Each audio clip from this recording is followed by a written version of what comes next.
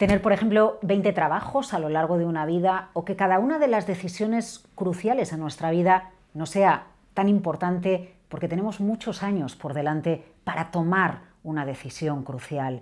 De esto habla el autor que hoy nos acompaña, de esto habla en La revolución multigeneracional Mauro Guillén.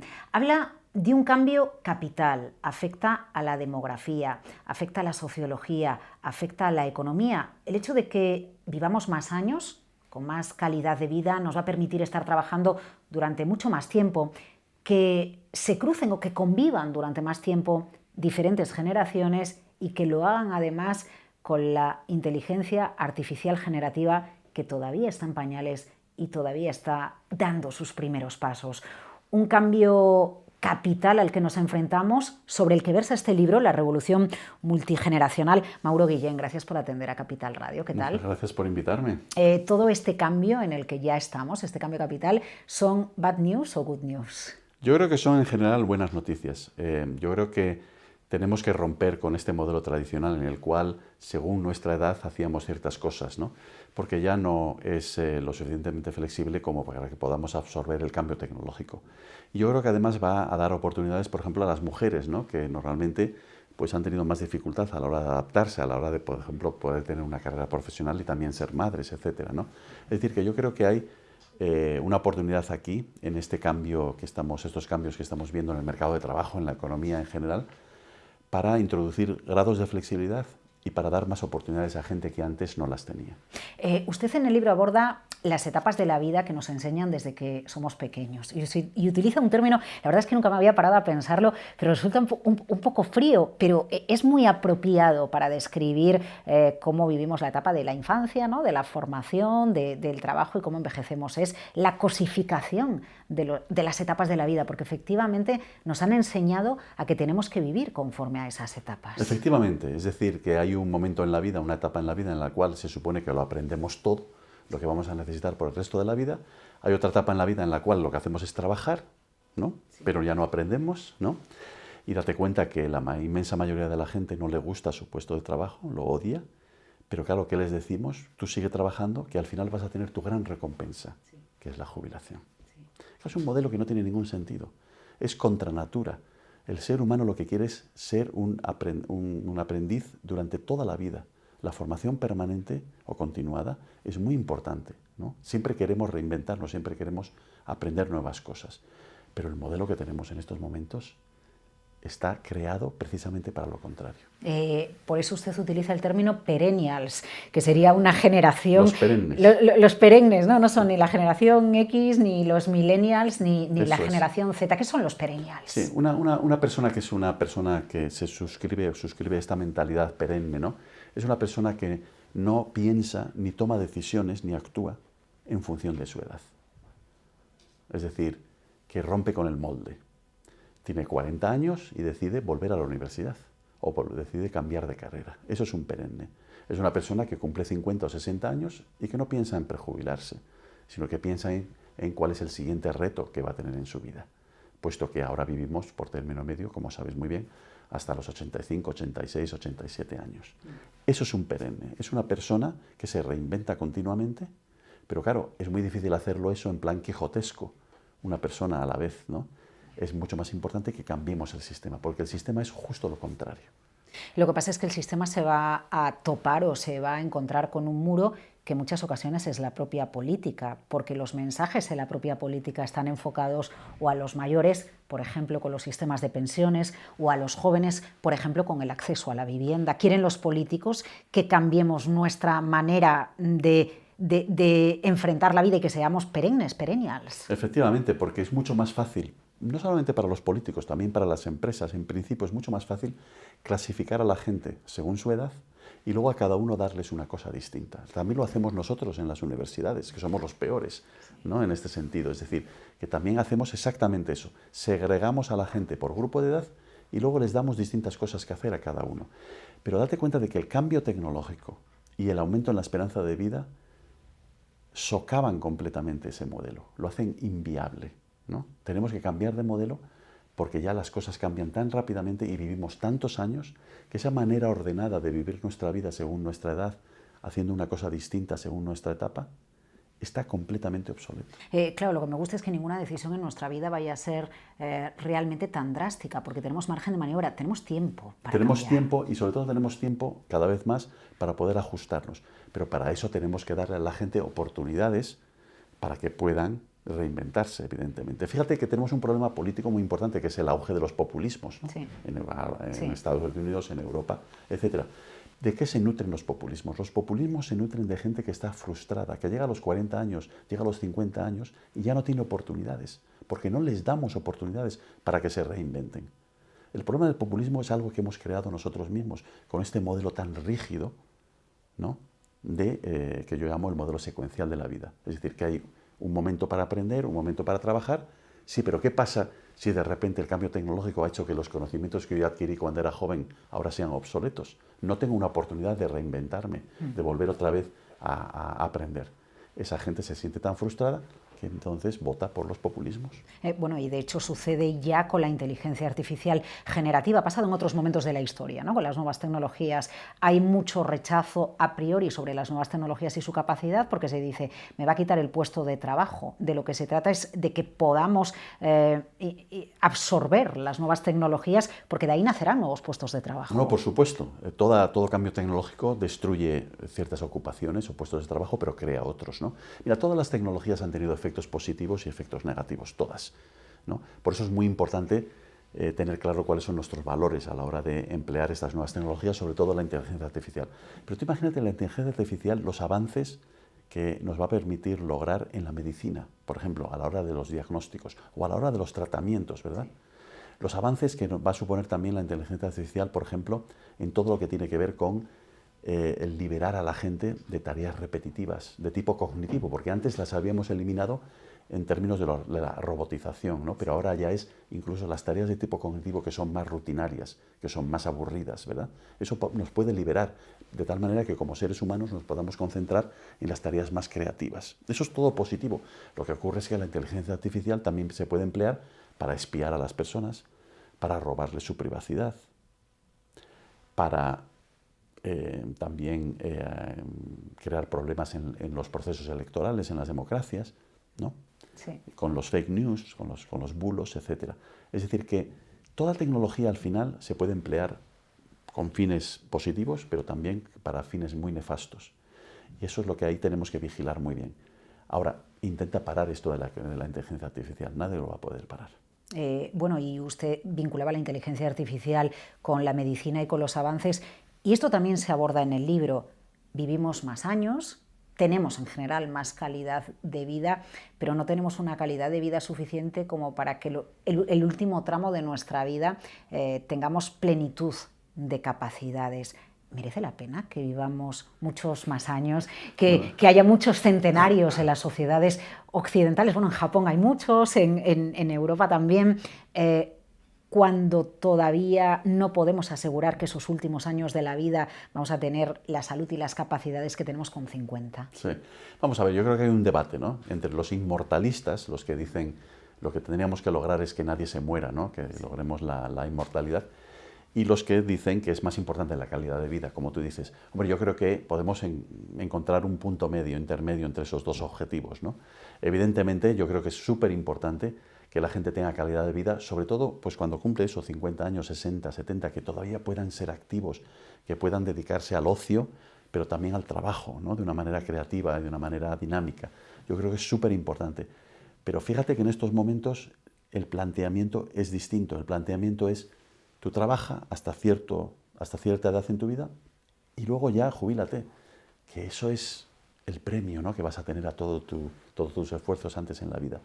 Y fíjate que la gente que se jubila pues se suele aburrir, se aísla socialmente, tiene muchísimos problemas tarde o temprano. Al principio lo disfrutas mucho, pero claro, una cosa es estar en jubilación como estábamos hace medio siglo, 5 años por término medio, y otra cosa es estar como jubilado 30 años. Sí, usted, de hecho, en el libro da cifras acerca de los años esperados de calidad de vida una vez que nos jubilamos. Bueno, no, cuando cumples 60, usted dice, te quedan de media entre 19 y 25 años, pero es que entre 13 y 17 años son con calidad de vida. Son muchos años, hay tiempo para aburrirse. Sí, efectivamente. Por término medio, los últimos 6 o 7 años de vida, son los cuales tenemos, por término medio digo, problemas de salud serios. Esto pone encima de la mesa otro problema que también se aborda en la revolución multigeneracional, y es el gap de calidad de vida desde un punto de vista económico, de los recursos que se tienen cuando uno está en la etapa de la jubilación en relación a los jóvenes, porque efectivamente, no sé si en Estados Unidos se habla, en España es un debate abierto, sobre todo en redes sociales, cómo tienen más calidad de vida y más poder adquisitivo las personas que se han jubilado en relación a los jóvenes que se incorporan al mercado laboral, que además cada vez tienen más difícil el acceso a una vivienda. Esto enfrenta a las generaciones. Bueno, por supuesto, hay un potencial de fricción entre las generaciones muy grande. Y esto proviene de dos lados. Proviene, por un lado, de que el número de jóvenes cada vez es menor. Luego, numéricamente, por ejemplo, en una elección cuentan más los votantes mayores de 50 o de 60 años. Pero luego hay otro problema que aquí yo creo que los jóvenes tendrían que pensar. Y es que el porcentaje de participación en las elecciones, en una democracia, es muy superior entre las personas mayores de 50 o de 60 años que entre los jóvenes. Los jóvenes no van a votar. Entonces, no solamente están ahora en una posición de inferioridad numérica, porque cada vez ha caído más el número de bebés, ¿no?, la natalidad, sino que encima no acuden a las urnas en la misma proporción que los mayores de 50 o de 60 años.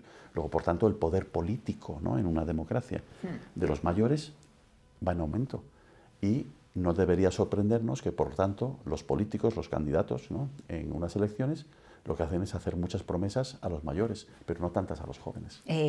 Conviven en Estados Unidos unas 8 generaciones aproximadamente. En Europa convivimos unas 9 generaciones aproximadamente. Sí. ¿Qué cambia o qué debería cambiar en las empresas? Porque hay algunas que integran las diferentes edades y diferentes generaciones, otras no lo hacen. Deberían marcárselo como un reto, entiendo. No, absolutamente, porque las empresas se pueden beneficiar de esto. Mira, la investigación es muy clara sobre estos temas. En las empresas, como sabes, cada vez más se trabaja en equipo.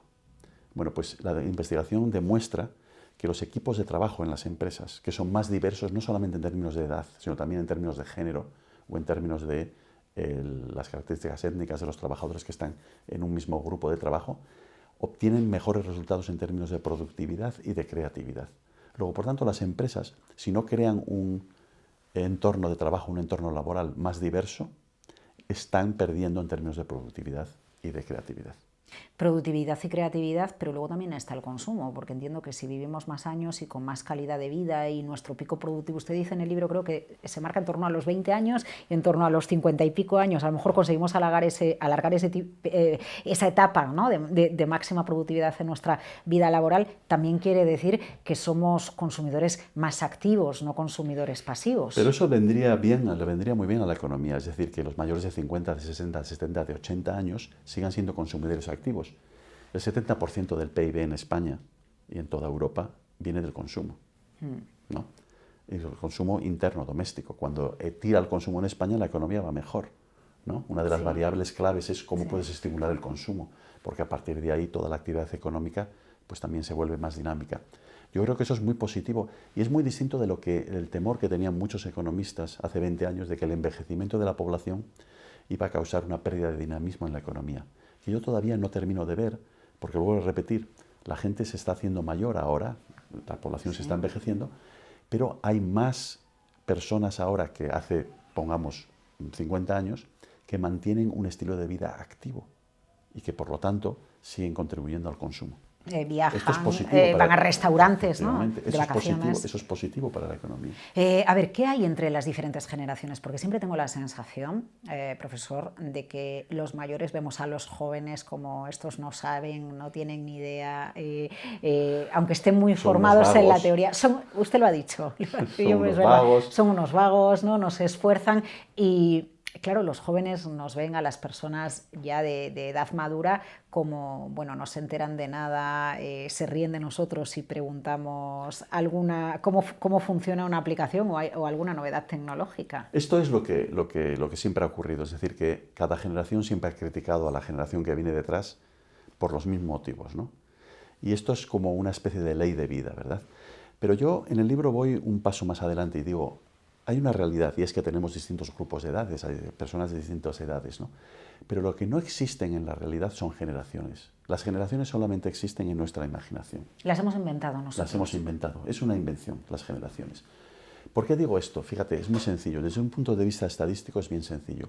Dentro de cada grupo generacional, por ejemplo, hablamos de la generación del milenio, la generación X, la generación Z, todos estos grupos generacionales, ¿no?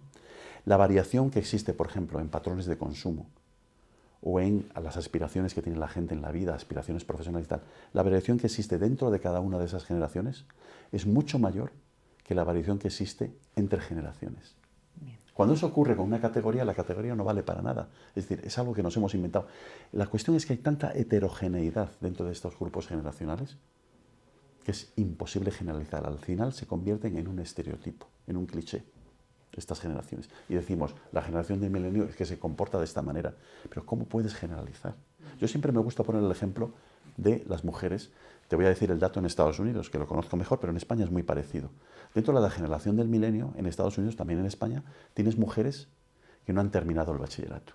Y tienes mujeres que han ido a la universidad y tienen una titulación universitaria. Bueno, pues las universitarias, las que han terminado la carrera, por término medio terminan teniendo un hijo. Las que no terminaron el bachillerato, por término medio tienen 3 hijos y medio. ¿Me vas a decir que esos dos tipos de mujeres, que las dos son de la generación del milenio, pertenecen a la generación del milenio, que son iguales, que se comportan igual? Son completamente distintas. Sus aspiraciones en la vida, sus oportunidades profesionales son completamente distintas. Hay tanta heterogeneidad dentro de cada generación que el decir que la generación del milenio se comporta de cierta manera es un cliché, es un estereotipo. No va más allá de eso. No le puedo preguntar, por lo tanto, cuál es su generación preferida o la que le inspira más. No preferida, pero la que le inspira más. No, yo no lo plantearía más en términos de generación, yo lo plantearía más bien en términos de... Actitud. De actitud y sobre todo, de, no sé, maneras de considerar la vida, ¿no? O sea, yo creo que a lo largo de, pongamos, los últimos 50 años, 60 años, pues hemos tenido grupos de edad, ¿no? Los llamamos generaciones a veces, hombre, que han dado un salto cualitativo, ¿no? Yo creo que en estos momentos estamos tratando de, por ejemplo, de reflexionar en España sobre lo que supuso la transición a la democracia, ¿no? Y hay, pues, opiniones muy diferentes sobre eso. Hay gente que piensa que fue modélica, hay gente que piensa que es la fuente de todos los problemas que tenemos ahora, ¿verdad? O sea, normalmente hay mucha heterogeneidad, ¿no? Pero me fascina, por ejemplo, el pensar cómo esa gente logró, ¿no?, hacer algo muy difícil, porque fíjate que coincidió además con una crisis económica brutal en España, ¿no? Y cómo consiguieron más o menos recolocar otra vez las piezas del puzzle, ¿no?, y conseguir que España entrara a la Unión Europea, siguiera desarrollándose y no nos convertimos, pues, en una Argentina, ¿no?, o en un país fracasado, ¿no? Todo lo contrario. O sea, yo creo que hemos más o menos ido avanzando, ¿no?, con muchos problemas, evidentemente, entre ellos el desempleo, etcétera, pero avanzando en lugar de caer en el abismo, ¿no? Bueno, ya que cita usted el desempleo, se aborda mucho en España hasta qué punto no es conveniente que nos jubilemos más tarde, porque es darle menos oportunidades a los jóvenes. Como ves, siempre vamos al mismo sitio, siempre acabamos en el enfrentamiento entre los mayores y los jóvenes. Ese es el argumento histórico de los sindicatos en España, es decir, que como no hay suficiente trabajo, pues entonces vamos a perjubilar a la gente lo más rápido posible, de tal manera que haya más trabajo para los jóvenes. La lógica de ese argumento yo creo que es pues muy defectuosa, ¿no? Porque cuando estás perjubilando a la gente estás perdiendo un activo muy importante, que es la experiencia que tiene esa gente. Mira, como seres humanos empezamos a entrar en declive cognitivo cuando tenemos 25 o 26 años. O sea, nosotros llegamos al pico como seres humanos de nuestra capacidad cognitiva, ¿no?, capacidad de pensar, de resolver problemas puramente utilizando el cerebro, cuando tenemos 25 o 26 años. Y a partir de ahí entramos en declive. Entonces, las personas que tienen 40 años, 50 años, compensan ese declive con su experiencia. Eso es cómo funcionan las cosas, ¿no? Entramos en declive cognitivo muy rápidamente, pero lo compensamos, y por eso tenemos todavía gente que trabaja como tú y yo, y que podemos trabajar perfectamente porque tenemos experiencia y lo compensamos con eso. Entonces, si estamos prejubilando sistemáticamente a la gente antes del momento adecuado, lo que estamos haciendo es perder ese capital, ¿no? No sé en Estados Unidos, pero en España hay muchas prejubilaciones con 50, 50 y pico años. En Estados Unidos también, así se llama jubilación anticipada, ¿no? Pero fíjate que el 51% de las personas que en Estados Unidos se jubilan anticipadamente vuelven otra vez a trabajar, porque se dan cuenta de que eso de la jubilación es una idea horrible, que lo es. Ya. Usted empezaba la entrevista hablando de las mujeres y efectivamente en esa cosificación de las etapas de la vida, ¿no? Bueno, también en una cuestión biológica. En el caso de las mujeres hace que en un momento dado paremos si queremos ser madres, ¿no? Incluso el último Nobel de Economía se premió los estudios al Laura respecto, Goldin, sí. ¿no? Y Sí, cómo se frenaba el ascenso de los ingresos de una mujer a partir del primer niño, o principalmente a raíz del primer niño. La cuestión biológica lo que le impide a la mujer es cambiar las etapas secuenciales de la vida, porque ahí vamos con la naturaleza. Pero vamos a ver si nos entendemos. El modelo polietápico, este de que primero juegas, luego aprendes, luego trabajas y luego te jubilas, se diseñó para los hombres, no se diseñó para las mujeres. Claro, a los hombres les funciona fenomenal. ¿Cuál es el problema? Que en las empresas, tal y como están planteadas las carreras profesionales dentro de las empresas, si no logras ascender dentro de una empresa, cuando tienes 30 años, 35, 40, ya no llegas nunca arriba. Eso es lo que hay que cambiar. Lo que hay que cambiar es que las empresas consideren que los trabajadores pues florecen y se les puede dar más responsabilidades en distintos momentos de la vida, no necesariamente solamente cuando tienen 30 años o cuando tienen 35, porque eso hunde a las mujeres, evidentemente, que quieren también ser madres. Les pone una situación muy complicada. Algunas lo logran hacer, ¿no? Pero por término medio pues se quedan rezagadas comparados con los hombres. Yo no quiero desvelar este libro, La revolución multigeneracional, pero me ha gustado mucho, Mauro, cuando usted explica cómo el hecho de establecer en muchos países la educación obligatoria es una manera, o fue una manera de moldear y de formar para que fuéramos más aptos y más responsables en nuestro puesto de trabajo. Por supuesto, la escuela siempre ha tenido esa doble función, ¿no? La de, por un lado, inculcar disciplina y, por otro lado, conocimiento, ¿no? Lo que ocurre es que, claro, ese concepto tenía mucho sentido antes, cuando lo que necesitaba era una fuerza de trabajo disciplinada y que supiera seguir instrucciones, ¿no? Eso era lo que pasaba, o eso era lo que requería la economía y requerían las empresas hace 100 años. Pero ahora necesitamos una fuerza de trabajo creativa. Entonces ya ese modelo no funciona ahora. Ese es el problema. Los perennials, la revolución multigeneracional. Muchísimas gracias, Mauro Guillén, por acompañarnos en Capital Radio y por poner encima de la mesa pues un debate que yo creo que está en todo el mundo, ¿no? De Japón, Estados Unidos y Europa, porque vivimos más años con más calidad de vida. ¿Hasta qué edad le gustaría vivir a usted? Yo creo que 80 o 90 estaría muy bien, pero sobre todo lo que quiero es tener la capacidad de poder seguir trabajando. O sea, yo te aseguro que jubilarme ni en broma. Muchísimas gracias. Gracias por invitarme.